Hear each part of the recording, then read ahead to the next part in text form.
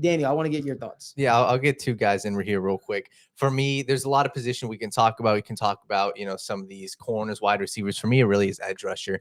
And it is really going to be the battle of, do the Bengals go the route that they're used to going? And I'm going to target two guys in specific. I think it is and it's not just these two guys in conversation, but Mike Green and Shamar Stewart. These are two guys I think are the epitome of the Bengals conversation. One guy, Mike Green, I'm a huge fan of, 6'3", 250.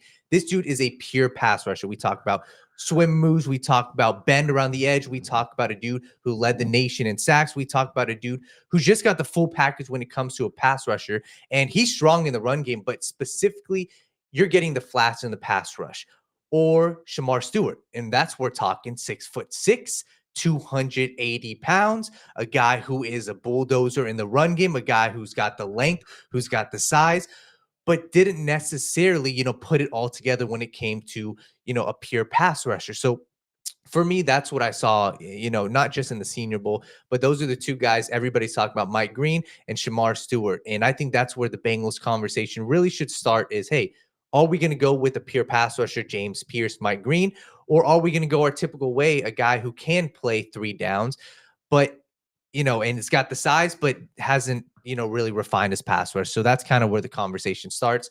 And both guys have had a very phenomenal, time in the Senior Bowl. And I think both guys Mike Green may go above the Bengals, but I think that's kind of the range for both of them. And I think both those guys will be available. Logan, real quick. Yeah, I think for me, first off, I want to say how, especially at the Senior Bowl, this tight end class is ridiculous. The tight end class at the Senior Bowl has been absolutely phenomenal. But for me, it's just been this offensive line, man. Gray Zabel's been phenomenal from North Dakota State. Jonas Savaina from Arizona. Jonas Savaina.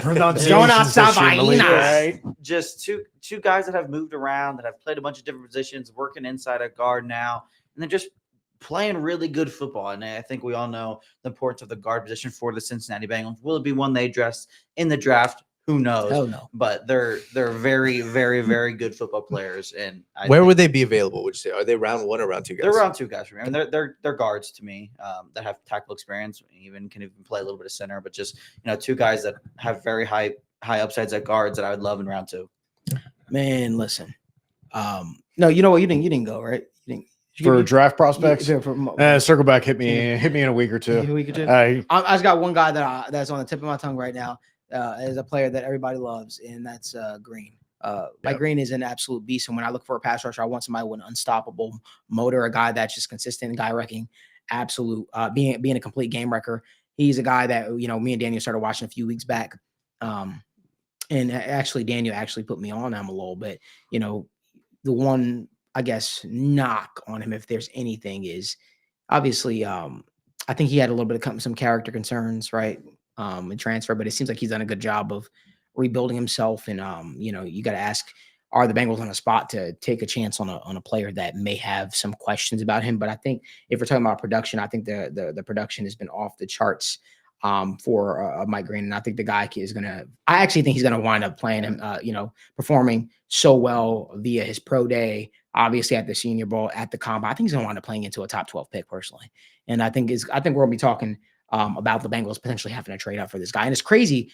While we see his stock rise, we see other people kind of get quiet on people like James Pierce Jr. and other players that I'm like, why are those guys not being talked about?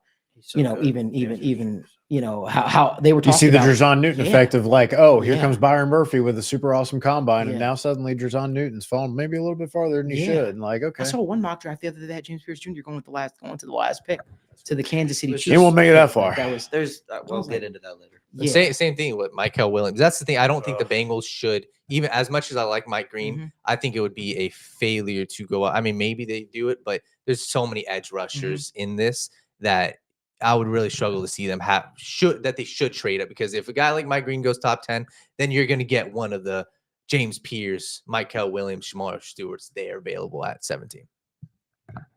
Yeah, so I love Michael Williams. You and me, we kind of see it a little different. Crazy thing. Why don't we just draft edge players or defensive linemen who actually have pass rush techniques? Yes, that would be nice. And they didn't just have a bull rush. That would be nice. Yeah. Right? Yeah.